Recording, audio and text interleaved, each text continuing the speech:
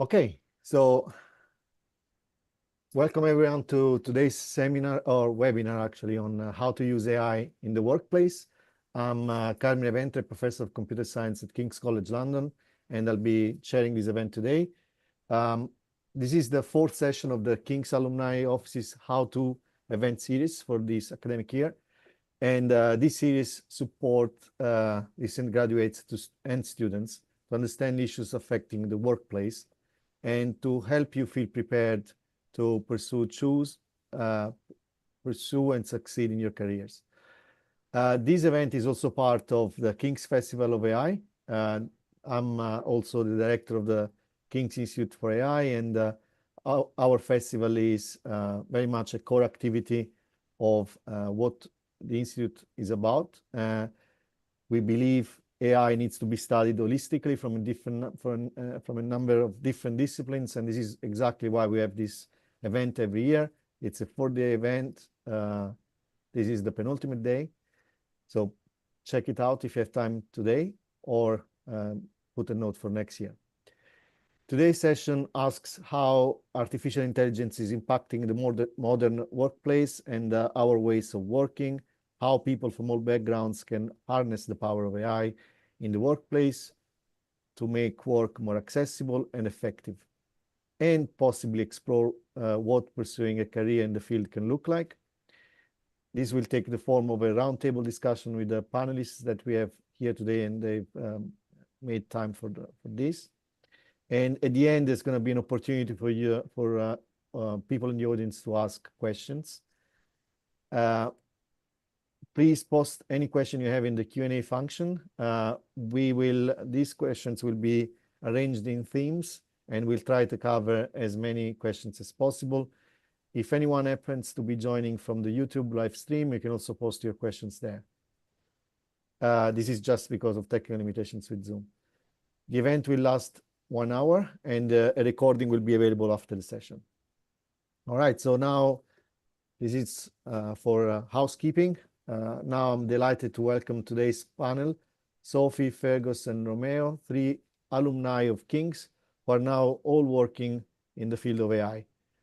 Our panelists come from a variety of academic backgrounds and work in very different roles, and really highlight the range of routes into the industry that are available. I'll let them introduce themselves to begin. Can I please ask each of you to introduce yourselves in a few words, including what you studied at King's and a quick overview of your career journey so far? Feargus, can you go first, please? Sure, yeah, absolutely. So thank you very much. So the first thing I'd say is I'm actually blind. I studied law with that disability at King's between the years 2005, 2008. After that, I worked at 2 of the Magic Circle law firms in London, Allen & Overy LLP and Freshfields Brookhouse Derringer. During my time there, it was when I saw an opportunity to help increase the efficiency, I suppose, of other lawyers using artificial intelligence to create solutions for when they're reviewing and drafting documents. To add on top of that, though, I did also previous to that have a career at Microsoft and a grad dip in computer science. I worked at Microsoft also for about 5 years before I studied law. So kind of been doing technology and law for quite a long time as a person with visual impairment, you know. So everything I do, I require assistance with digitally. So that's my background. Thanks a lot. Oh, sorry. Yeah, I should say sorry. I myself and a colleague of mine, also a former King's alum, Namdi, we co-founded a legal tech startup company called Definely. All right, thanks. Sophie, can you go next, please? Yeah, absolutely. I'm really thrilled to be here today. So I studied English literature at King's. I graduated in 2016. I moved into a career in recruitment. I fell into a career in recruitment, which I think is the case for a lot of people who work in this field. Originally, I worked in a recruitment agency, kind of primarily focusing on technical hires for the hedge fund high frequency trading space. And then in 2020, I joined Amazon and was part of a kind of specialized team who were hiring at their most kind of senior level of engineer for a range of different teams across the EMEA region. That was a really interesting role. I got to work with very kind of senior level individual contributors, working on kind of very large scale products like Amazon Prime. But I started to think about what I felt really passionate about. And I think technology applications to social impact areas was something that I really felt strongly that I wanted to move into. And a role came up at Google DeepMind, which is where I work now, that would focus on hiring out and kind of building a new team that was focused on some of those applications of AI to kind of the large scale global problems that exist in areas like climate change and education. So I've been at Google DeepMind now for about 2.5 years, which has been great. I've expanded my remit in that time to include the kind of recruitment for a lot of the work that we do in our responsibility team. So AI safety and responsibility. Great, thanks a lot. And last but not least, Romeo, please, can you introduce yourself? Yeah, thanks for the introduction. So yeah, my name is Romeo Radanyi. I'm currently a vice president of technology of mergers, acquisitions, and partnerships at a company called Thomson Reuters.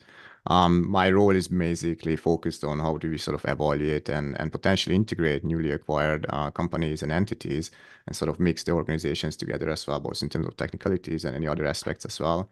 And I also have the sort of additional focus to provide the technical perspectives to any of our partnerships related to large service providers like Amazon, AWS, Microsoft, and SAP, Oracle, and so on as well. So prior to this role, I've had a number of sort of technology leadership positions in the finance and the media industry as well. I even dabbled in the quantum computing space and sort of how do we apply some niche technologies in the real world for finance, or also understand the aspects of risks related to that in the cyber risk and the cybersecurity field as well. And it's interesting to see how many overlaps there are in terms of the tools between quantum computing and AI as well. I started my journey in AI around like 2016, sort of learning about deep learning and how to apply, computer vision techniques for content summarization as well. And ever since, I just fell in love with the field and sort of provided support and help more from the infrastructure perspective to research engineers as well. So I have built and deployed a number of large-scale ML-infused products as well. And my journey really started when my father had this interesting idea that I should finish school a year earlier than others in the secondary school. So I was parachuted into the UK when I was 17. I started a degree in computer science. And the reason I started that, because I was just interested in how to build games and how to learn software development, because I loved online gaming. Started in 2009, finished in 2012, a BSc in computer science, and then the rest is history from there. So yeah, that's in a nutshell. Great. So a lot of fantastic skills and experiences. Okay, so I would kick off this panel discussion with the first question. And I'd like the panelists to tell us, how do you think that AI has positively impacted the workplace? Are there any examples or specific tools? And what the impact has been, you are particularly excited, that you've been particularly excited about. And I'd like to start with Feargus again. I suppose, yeah, God, whoa, big question. I suppose for me, definitely in the area of accessibility, there's been huge gains. As I said, I've been pretty much blind the last 30 years of my life, so I've always needed some form of assistive technology or another. And as the years have progressed, just to actually see how much more accessible everything has become from when I first started working and studying, has been immense, And just to give a couple of examples of that, because largely due to technological deficiencies, I've had to change careers multiple times, So when I had done my grad dip in computer science and started working at Microsoft, I was able to work, let's say, on a monitor with a large screen and a black background. And as my sight got worse, the technology didn't exist even back then in early 2000, 2001, 2002 to kind of support that career anymore. So I had to change my career and look to see what else it was I could do. By about 2004-ish, technology looked like it had progressed with text-to-speech, etc.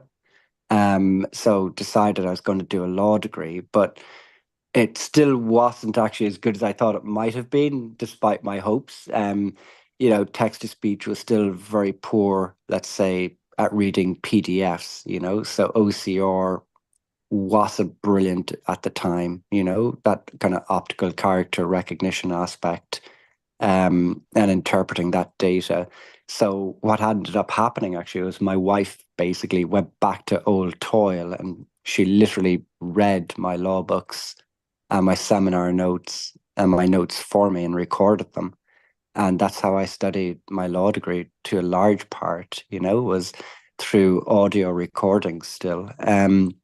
When I'd started then my professional career as a solicitor, text-to-speech had come on by about 2009, 2008, 2009. So I was able to actually do that. But then what happened was you found that the efficiency drag using, that method for going through large documentation, etc., was so great that it kind of always left you kind of disadvantaged to your peers because of the loss of time in a profession where time is really critical. Yeah. Ultimately, I ended up as one of those people. Ultimately, I suppose I designed my own solution from my own mind and background. I knew what it was that would create the efficiency. I knew that the information was in the document, and it was just a case then of using and figuring out how it was that information could be extracted to make my work much more efficient. And that was the fundamental basis of the startup that myself and Namdi started. It just turned out at the same time that a kind of an old classic, when you solve problems on the edges, you get the middle for nothing, because the same efficiency drag that I had, others were having. It's just that it was much more acute and pronounced because of my disability. But actually, all solicitors lose efficiency going through those documents. So we're basically able to apply AI in that way to kind of make things more efficient for people. So for me, when I see how much text-to-speech, OCR, iPhone with voiceover, talkback on Android, all of these different things, it's just incredible. Like I do 95, I run a company, and 97% of the work, 95% of the work I do off my phone, I don't even need to see the screen anymore. So in that sense, it's phenomenal, like, are there a lot of things still to be done? Yeah, there's a huge amount of work in order to level the playing field for people with my kind of circumstances. But it's a far improvement from what it was in the 1990s. I can tell you that much. Great, fantastic. So, I mean, in terms of excitement, of course, all these tools have made your life easier. Is there anything in particular that excites you about AI in the workplace? I think, yeah, like for me, the exciting part, I suppose, is trying to imagine what new solutions can be solved, or what problems can be solved with new solutions, looking at the technology as it proliferates.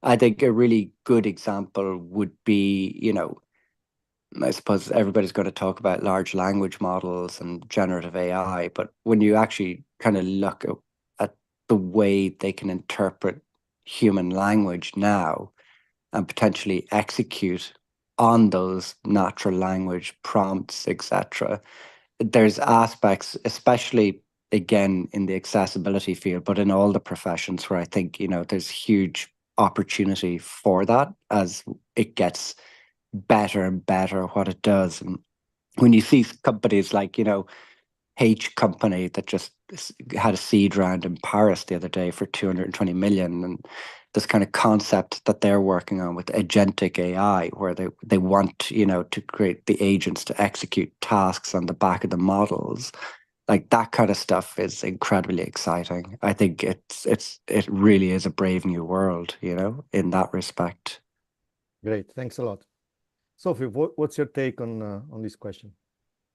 Yeah, so I think I personally see or use AI primarily in the workplace, maybe to help with kind of my understanding of like various subject matters.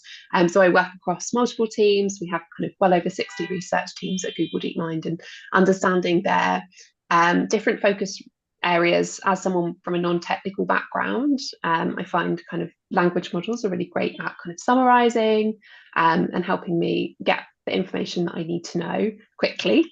I think also a large part of my role is being kind of concise and clear in my written communication. And I'll often interact with language models again to help me kind of formulate like an email draft or kind of some internal communication in a way that's going to be really easy to understand. So I'd call those out as kind of two major like efficiency mechanisms that I would use AI for day to day. I think from like the perspective of my role in talent acquisition, we've seen AI offer us opportunities to be able to offer a much more kind of equitable interview process. So we use AI, for example, as part of our job description reviews to look for inclusive language, and to ensure that we are kind of attracting like a range of individuals with different types of qualifications who have the right skills and maybe not kind of exactly the like academic background that people might think that companies focus on for their hiring. In the interview process as well, there are many different tools that we can use to help anybody who, for example, would be like hearing impaired to be able to interview in a way that's more accessible to them. And we have lots of different kind of tools that we could use across an interview process too. Yeah, so I think those are the kind of key things that I see an impact on in my day-to-day work. Great. So, and let me try to push you a little bit. So, are there any suggestions you can give to prospective job applicants on how to prepare their application in the world of LLMs and all these tools that are used? Yeah, I think I've noticed like a very like a great improvement in the like quality of like CVs that we're receiving, for example, like in the kind of written quality of them. And I think I'd be naive not to think that that's something to do with the use of language models, for example. I think that's great. I think people should absolutely make use of the tools that they have available to them in kind of like with a lot of interaction from themselves. So fine to kind of formulate an overview of a past kind of role that you've worked in or a particular area of focus for a project, as long as it's kind of true to life. I think as long as you're kind of fairly representing your skills and experience and using AI as a tool through which you can kind of enhance that's great. Yeah, as long as it's kind of staying true to the work that you have done. Okay, great. Thanks a lot. Romeo, you are the last one for this first question. What's your impression? I actually want to sort of follow up on even what Sophie was talking about, because to be honest with you, like when I'm doing mentoring as well, either at King's or just in the Alumni network, I always sort of suggest to go back to, these LLMs in terms of like your resume or CV or even cover letter, and then also sort of do just an additional, almost get another perspective from this virtual assistant to some degree, but also like with these RAG capabilities or features where you can just plug in, your own data set as well. I mean, RAG is like the retrieval augmented generation model. You could just plug in your own documents, your job description, your CV, and sort of like chat to it and ask questions. It has sort of invaluable benefits to fine-tune your CV, but also, frankly, even role play for like an interview. And, I'm not gonna lie, I have done the same as well many, many times. It helped a lot. And then also in terms of LinkedIn, how you sort of tune your profile, or you tune your messages, and then as a second language, or like English being my second language as well, it helped tremendously in many different ways to fine tune my written I guess like sentences and languages as well, and messages.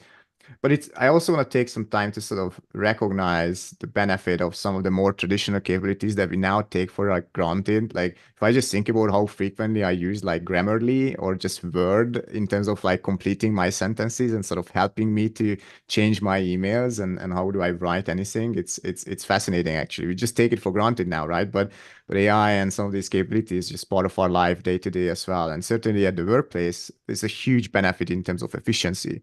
And the one area that I'm like extremely excited about, especially because I wasn't really that good of a software developer, is the fact that now you can use tools like GitHub Copilot or AWS Code Whisperer to actually even help you, write code and create software and basically create products, right? I mean, just with a few prompts you could get some baseline to kickstart a project and start even deploying that to a cloud environment or on your laptop, and you don't even need to learn any of the programming languages per se, and you could already get started. And obviously that has a tremendous impact in terms of education and learning, and how can you even just learn about these technologies at home. And it also gives access to so many any individuals, right? Because you don't necessarily need to have programming background anymore to even get started and build a website or just build a pet project at home. And I think that's fascinating. And obviously, when we have been looking at testing this in real work environments as well, the benefits of utilizing something like Copilot, there is a tremendous amount of like publicly available information about this. It's indisputable how beneficial it is, certainly to junior developers as well. I mean, you can almost close the gap between a senior and a junior dev if someone is using generative AI versus not using generative AI as well. So that's fascinating to me.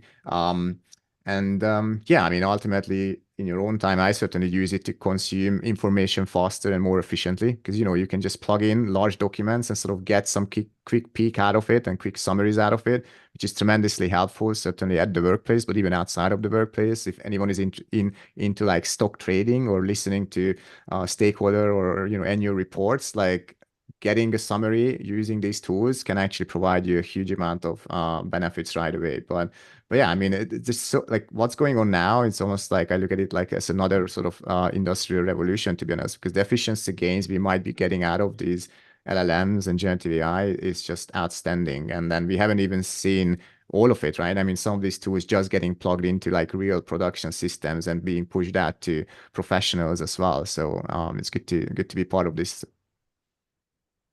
Fascinating. So can I ask you whether you think that AI equal Gen AI, or you think there's a role for AI tools that are not generative AI to make a difference in the workplace?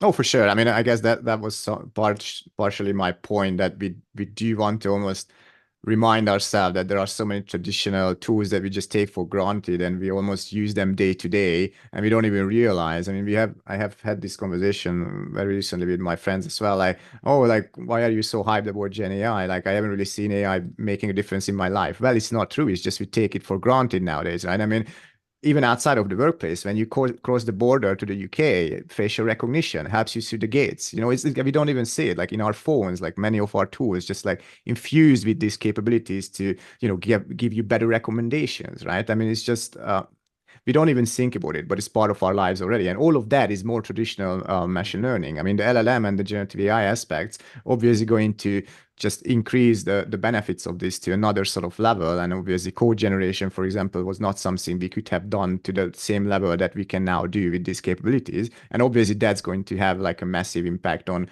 everything else as well. But yeah, I think it's already part of our lives. It has been for a number of years already, and it's benefiting us in many ways. And we only seeing the tip of the iceberg. Great, thanks. So I would have many more questions, but I want to move to a different aspect. And I wanted to ask whether your experiences of working in the AI industry surprised you in any way compared with what you thought about the field before. Sophie, can you kick us off on this? Yeah, absolutely. And I think as somebody from a non-technical background myself, my preconceptions of the AI industry was that it wasn't for me. I didn't really understand how there could be a place for somebody who works in kind of an operational role inside of a company that works on really cutting edge AI research. So I've been really surprised and pleased to see the range of different types of kind of positions that it really takes to make AI successful. If we take a kind of very large scale product that Google DeepMind was a part of, like Gemini, the people problems alone are kind of immense in working out how to kind of navigate organizational boundaries to ensure individuals have the right level of kind of security access to work on those products, to ensure that compute allocation happens effectively and efficiently. So I think what's been surprising to me is just, the variation in the types of roles that it takes for someone to be successful, or for a company to be successful, or a project to be successful, and that kind of a lot of those are not technical roles at all, and don't require any kind of technical background. Okay, thanks. In the interest of timing, I won't ask any more questions, and I'll leave the time at the end for the audience questions. Romeo, what's your thoughts? What are your thoughts on? Well, I mean, I guess maybe two different areas. Like one of them, when I sort of started the journey of AI, I initially saw that, oh, I will be building this nice model, and it's gonna be like, almost the Tony Stark moment when I'm going to have this virtual assistant. I can, build my own machine learning capability and all this stuff. And then very quickly I learned, once I started to learn a bit more about it, that you're really going to use a lot of off-the-shelf capabilities, open source tools. And frankly, initially, from the technical perspective, it is somewhat potentially boring as well, because it's a lot about the data cleaning, the data transformation. How can you actually set up some of the information that you can even use to benefit and create something even new out of it as well. So some of the aspects of data science was surprising to me in terms of how different it is from the preconception I had about it as well. And also, you don't necessarily need a PhD or a master's degree to get into it as well. And that was also something I learned very quickly, that with access to the internet, with access now to LLMs and also generative AI, the amount of information that's out there to just get started with it and consistently spending like an hour every day or something can lead to so much. It's unbelievable. I mean, I did a Bachelor of Science degree in computer science. I, haven't really had a AI ML background per se. And it took just a matter of consistency in terms of like learning about a particular subject and being interested in it and getting into it and being close to, some of the interesting projects as well, and supporting like researchers. And another thing as well, to Sophie's point, like absolutely spot on, right? I mean, there's a lot more outside of the engineering aspect that really brings the project to life. I mean, there are project managers, UX, UI designers, like a lot of, and I have seen a lot of people who come in to this field, even into data science and the more engineering aspects as well, without necessarily a science degree, like maybe lawyers, for example, right? Like accountants, like any, or even with a degree from philosophy. It really doesn't matter because of the aspect of just having access to so much information out there. And you can really learn it yourself as well at home. And maybe another one that I would mention as well, like certainly now with all these off-the-shelf capabilities like ChatGPT and the different models, obviously, Gemini and AWS and every one of those have their own sort of models as well. You're really going to rely on those off-the-shelf APIs and plug that in. So it's going to be very rare where you end up actually building your own model and running something super specific. You're most likely going to rely on off-the-shelf capabilities as well. And I think it's important to sort of understand right away as well. But it became a lot more simpler now to get started and see the benefits right away. I think the learning curve to actually get into and seeing the benefits of using any of these AI tools is certainly, I mean, you can see the benefits quicker, basically. And that's pretty nice, actually, because people can get satisfaction fairly early on once they start relying on these tools that's just out there. Great, thanks. Feargus, what's your opinion on this preconceptions versus what you experienced working with AI? Oh, dearie me. I guess actually the thing that I suppose maybe surprised me the most working with a lot of the AI engineers I've worked with over the years is how creative actually they are. I think it's something maybe that a lot of people don't talk about very much, but actually, like when I sat down with some of my guys, like and we talk about things, I often describe them in a lot of ways as like kind of mathematical artists, to do what they do, it's kind of almost like, the data and code are like the paint, and you've got your canvas, which is your screen, and they just create these sometimes incredible things out of that, that can then be applied to other things. So for me, I think kind of Yeah, I think for me, definitely, it's the level of creativity that I've encountered. What's really interesting too is how one research paper can inspire half a dozen projects just on the back of that research paper. It's just quite phenomenal. I think to go to the other points that have been raised, I think also the speed at which it has, I suppose, embedded itself into almost all other aspects of every other profession in our lives. I think, when I used to look at law, for example, when I was studying it, I used to have this kind of conception with law where it's like, there's nothing in your physical or digital day that the law hasn't touched or interacted with. Yeah. Like from copyright, trademark, regulation, etc. I think the same with AI now. I don't think there's really anything in your day-to-day life that you can look at almost in your physical or digital environment that hasn't been in some way influenced by AI. And then you kind of ask yourself, well, what does that lend itself to? I think in terms of, the realms of possibility, I think, psychology, behavioral cognitive psychology, looking at the influence that AI has on our decision making. I think, as Romeo said, UI, UX design, how do we change our design flows and workflows to incorporate, let's say, what Gen AI can do and other AI? Like there's a whole world of possibility where it can now be included as one of the disciplines within those other professions. Like, I don't know any professional firm now that isn't looking at kind of people of a younger generation and kind of at least when recruiting, wondering whether or not they have some interaction or knowledge of not necessarily how to build AI products, but how to interact and use AI-driven products. Great. So yeah, I mean, was fantastic to hear how there are so many different routes into the industry and the diversity of skills needed. It's really, it came through very strongly.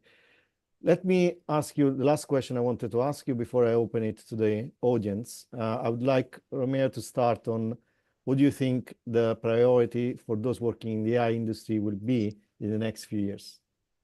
Let's try to be forecasting a bit. Yeah, I mean, there are so many, I mean, obviously hugely dependent on the industry that individuals are in as well. But I mean, there's so many aspects that you could think of. I mean, right now there is a huge cost involved in actually running some of these models, right? And I think that obviously have implication in terms of sustainability and the power and electricity and everything in terms of just resource consumption to even answer some basic questions that we might throw into like ChatGPT or Gemini or any other tools as well.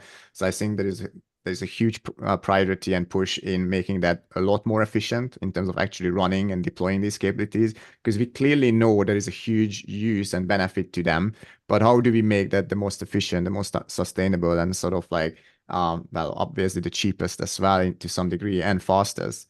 So I'm sure that there is a huge priority on that holistically, globally. Now, a second priority is obviously there's a lot of talk around like AGI and making these systems better and just cleverer, right? Because I think there is a comparison that has been mentioned by a few, outstanding researchers, like in the even Andrej Karpathy as well, for example, that how today some of these LLMs are really almost operating in a system 1 mode versus system 2 mode. And if someone doesn't know, I guess, what system 1 and system 2 means, when we think about like instinctively answering a question, that's mostly system 1 based thinking.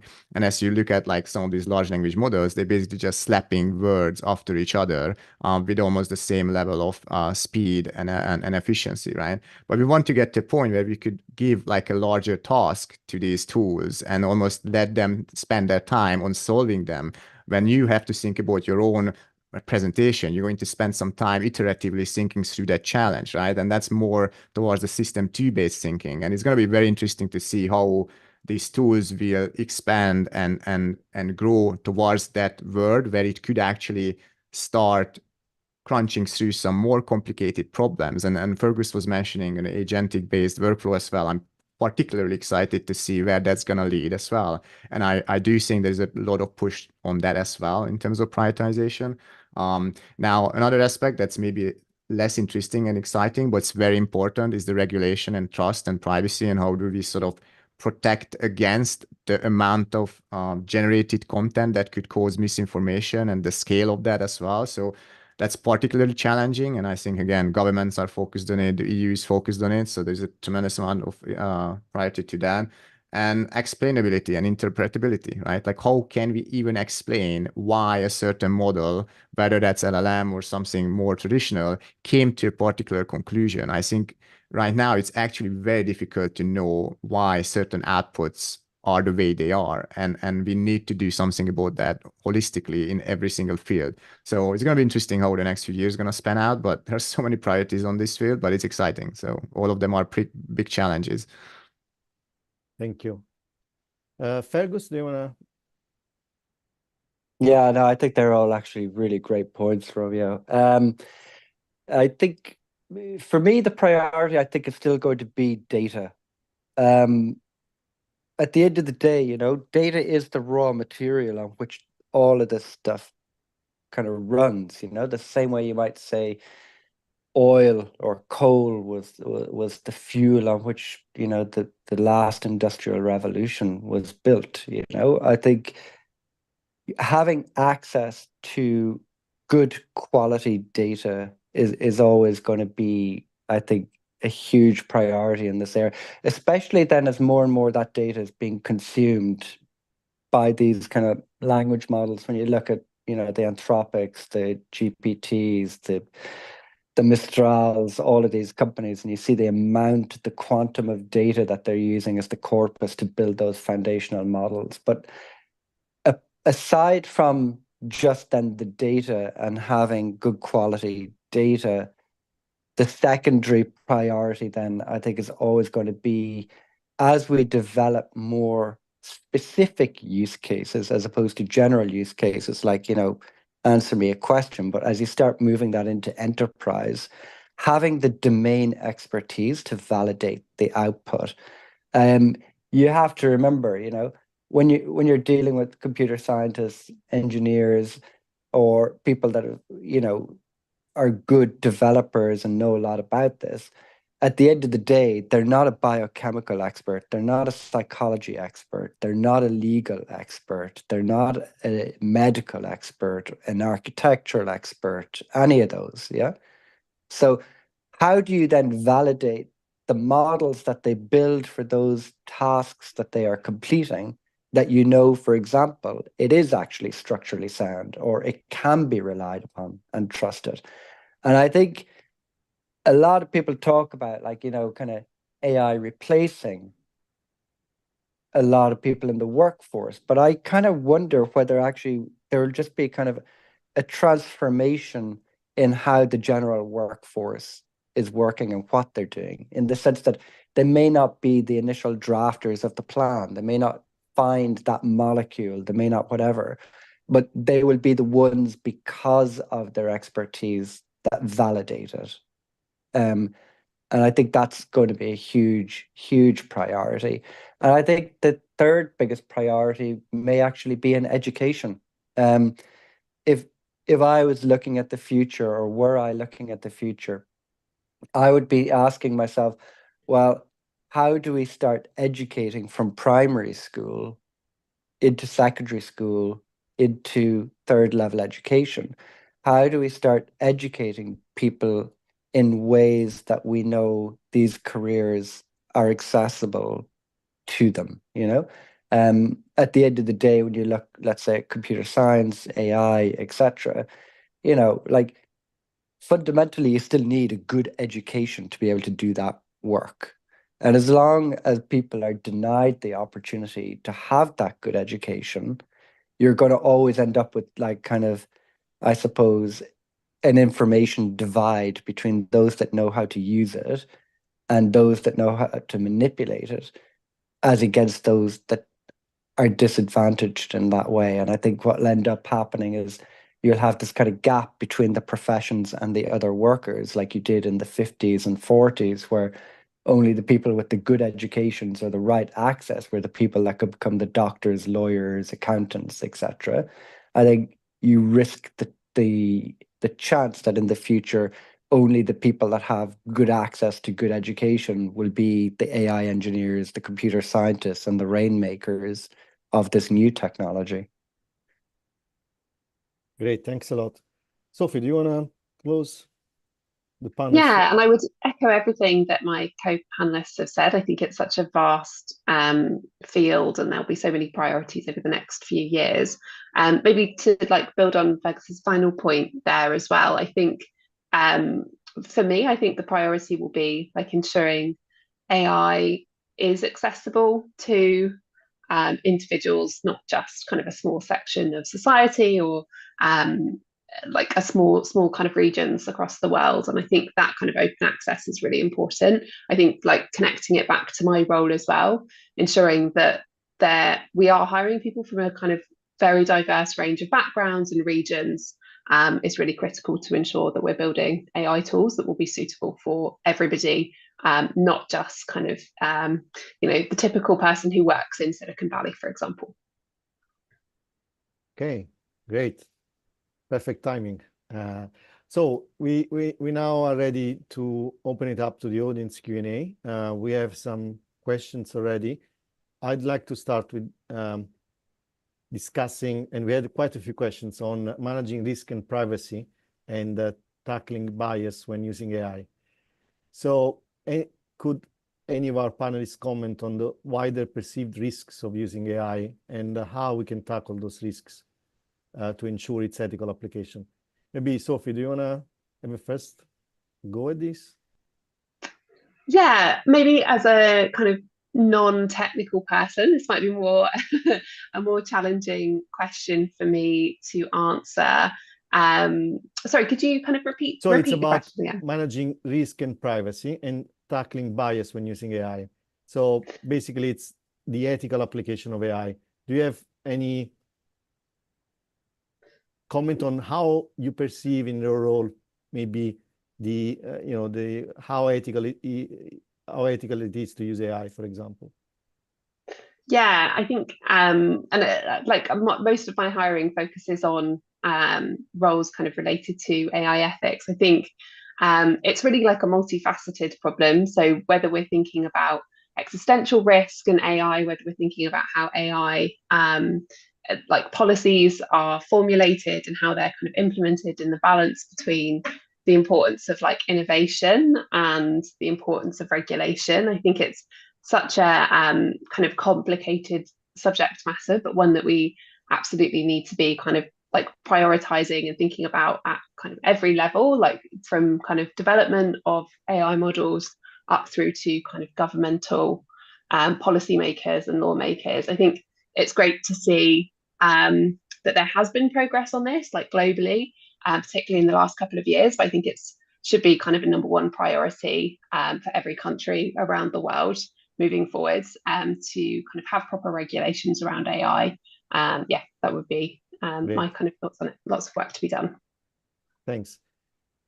Any of the other panelists, do you have a more maybe I think, technical answer? Or like Fergus actually mentioned, one point that's absolutely critical here is the data, right? Like, how can we make sure that we gather a data set that has a diverse sort of perspective on a particular matter as well, and make sure that whenever we actually use AI, it is grounded in facts and sort of grounded in real representative sort of information as well. And I think that's going to be critical. But also, where do you use and don't use AI as well? It goes back to the regulation aspects as well. Like, not every single areas of our lives should be infused with these capabilities, right? Just simply because of the lack of information and lack of data that we could use to avoid some decisions that these systems could make that you wouldn't want these systems to make. So yeah, I mean, it fundamentally comes down to how an individual company also looks at some principles in terms of applying these. Like, for example, at Thomson Reuters, we have the trust principles, and we do actually have monitoring capabilities in terms of looking at bias and how we make sure that before releasing anything, we actually validate those models. But yeah, it fundamentally comes down to data. Interesting. Yeah, I agree. I think just to build on the back of actually what both have said, I think, look, from my perspective, I suppose, I think when people say privacy and security, I think maybe you might worry more about the security than the privacy. I think, you know, for most of us, I think we might concede that we almost live in a post-privacy world. Yeah, like anybody who carries a mobile phone, anybody who has social media, anybody who has email, whatever, you know, like so much of your privacy is already compromised. So I'm a little bit maybe dismissive of the privacy argument when it comes to concerns with AI.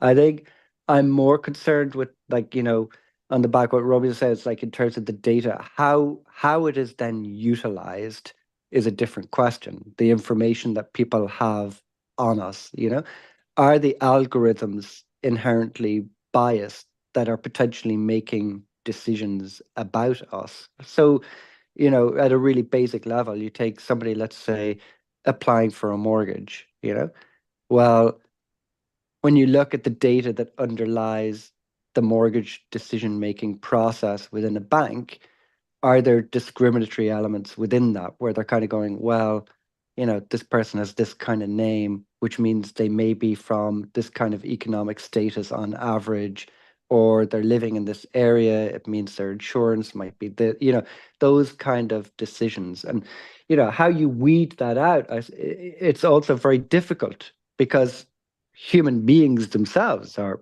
inherently biased, you know. Even for us to rid ourselves of our own bias is extremely difficult. So, you know, it's not just trying to weed the bias out of the data, but also weed the bias out of the person who's trying to weed the bias out of the data, you know. So you kind of end up in this horrible cycle, you know. I think we have to accept the fact that AI will make mistakes, you know. It's not going to be perfect. Like any human decision making is not perfect. The difference then becomes like, how can I review that decision? Is a human involved in that decision-making process? Do I have a right to know that an AI algorithm in part made this decision that's impacting my mortgage, and am I allowed to review that, etc.?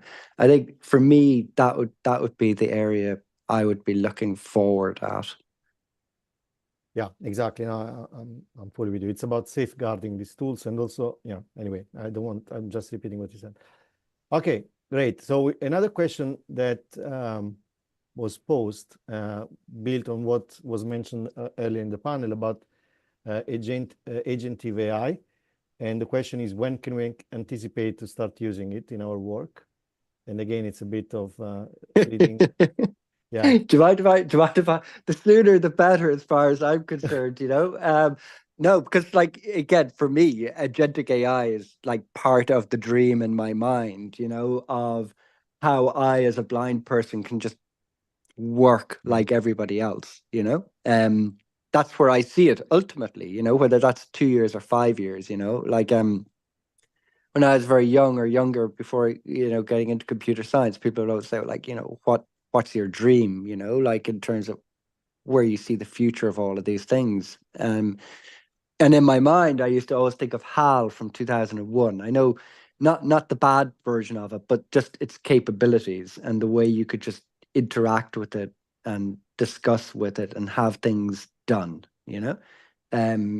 So for me, the sooner the better. And I think it's getting there. It's as I said, you know, this new company, H company, that just started up in Paris, when you look at them, you could definitely see that's the direction that the science is looking at now. It's like, okay, we've got Gen AI. How do we build on Gen AI and actually transform that into actions that machines can take for us using natural language? So for me, yeah, it can't happen soon enough. I can't wait for it. I mean, just to add also, like, I mean, it is an active field of research, right? But I think there are some pretty vocal individuals out there who are worth following, such as Andrew Ng, for example, who talks a lot about agentic workflows, for example, and how it could be already used. I mean, there are open source libraries out there that you could already potentially utilize. I believe like MetaGP has one, AutoGP as well. There's a bunch of libraries. I mean, if you just Baby Agi is another one, isn't it, Romeo? Exactly, yeah. I mean, you Yeah, can yeah. just Google around and find a number of openly available libraries that you could frankly download and potentially utilize. And you could also ask LLMs and generative AI to give you recommendations on how to actually get started with some of these, because these are readily available. Now, the usefulness and the processing power that's required in terms of having those agents doing individual pieces of this task and responding to individual requests and then combining that into a team, for example, obviously that depends heavily on what sort of resources you have access to. I mean, if you have like a large desktop machine with like a decent sort of GPU, then maybe you can get started at home to play around with this as well.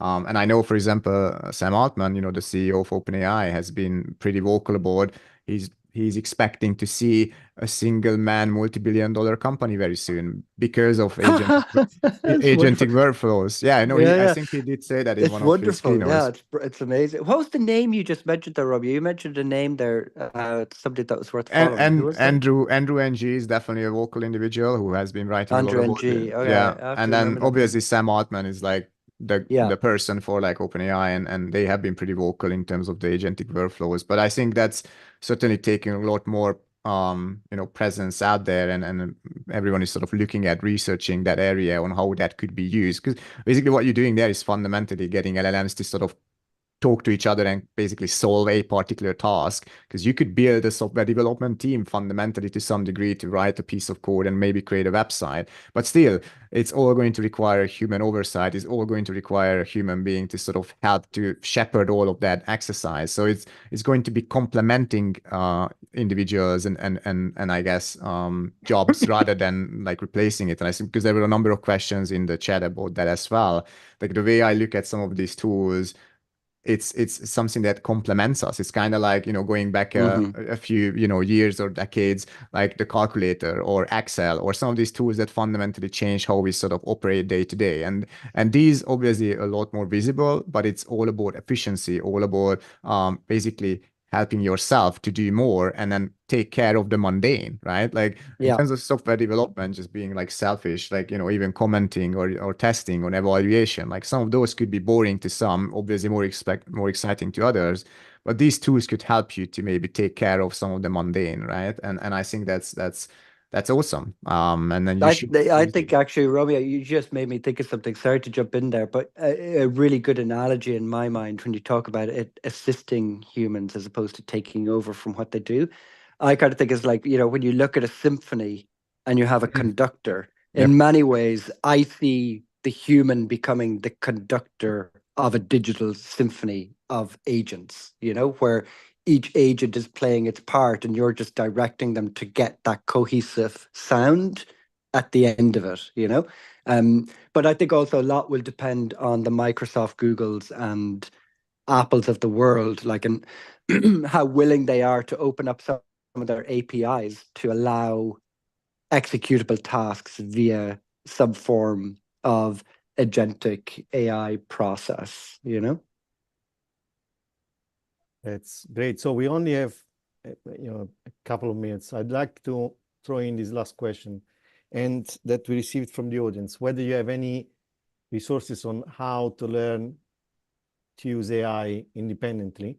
And I would like also to complement this question by saying, not just from the technical point of view, but also from the end user point of view, like many of you mentioned earlier, to use LLMs as a personal assistant, to work on your CV, to prepare for interviews.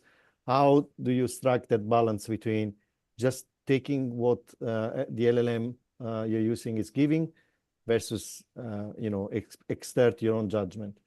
Who would you like to help our audience? I think I'm happy to jump in as a starting point. I think just get started, and like there are lots of kind of public facing language models that you can interact with on a day-to-day basis.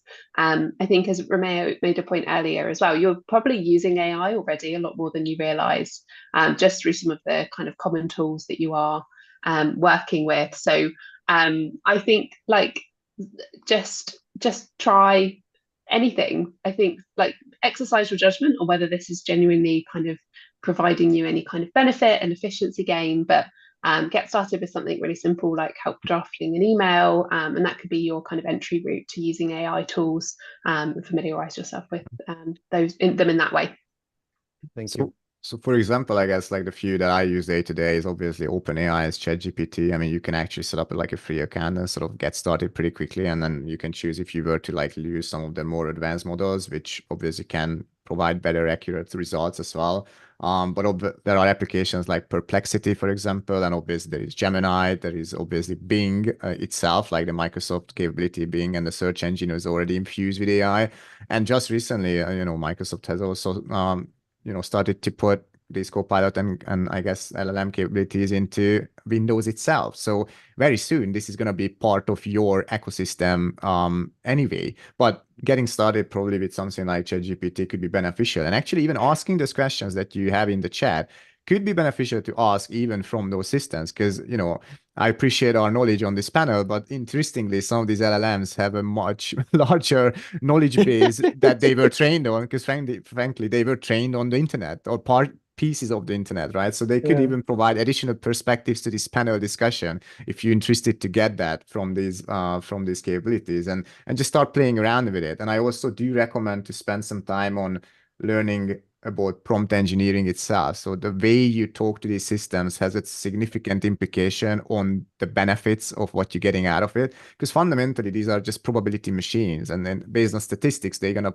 provide you and predict you with the next best word that fits into the context that you're asking about. But if you're providing the right sort of context, it's going to get you better responses. So going back on the CV point and resume point, like, for example, act as like, I don't know, an interviewer and review my CV and provide some suggestions to my cover letter or my CV based on this job spec that you just copy pasted into like ChatGPT. You will be surprised by the results and the benefits that you could get day to day. And then you can apply the same practice to your work, to your essays, to your emails, to whatever. But yeah, get started and then just be consistent. Use it every day, just a bit, and then you will see the benefits very soon. I'll be super brief. So for people that have any kind of skills at all or any knowledge of developing, even at a very, very basic level, deep learning AI is an incredible resource. They have loads of these kind of mini courses that they run on, like, how to prompt engineer or how to set up. LangChain also have and Llama Index, both, which are in many ways the backbone of a lot of the Gen AI stuff, in terms of the development environment around how you connect all these dots together in the background. They also have incredibly good webinars on YouTube, etc.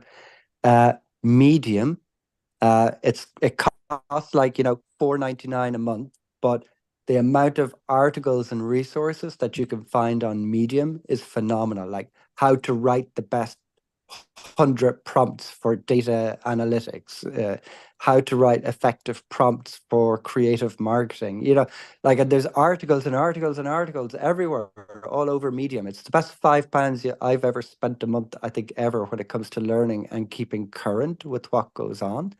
And then some kind of resource like some of the websites like futuretools.io, which is literally just a library of like thousands of AI-driven tools that you can use, from whether that's Perplexity, Find, or, if you're looking for stuff with, visual creativity, you just click that tab and it gives you all these AI-powered AI creative artist tools, etc., etc. So they would be three resources that I put out there for people, deep learning AI, Medium, and futuretools.io. Fantastic. A lot of suggestions there for our audience. I'm afraid we are over time, so this is really all we had time for today. Apologies to those questions we couldn't address. On behalf of everyone present, I'd like to say thank you again to our panelists, Sophie, Romeo, and Feargus. As a reminder, this event has been recorded, and you can listen to it back again. The Alumni Office hosts lots of activities throughout the year. The next one is on the 30th of May. You can search King's Alumni to find out more. Thank you once more to the panelists, and thank you to all for coming along. Have a nice rest of your day. Thank you very much. Bye. Thank you. Thank Thanks you. for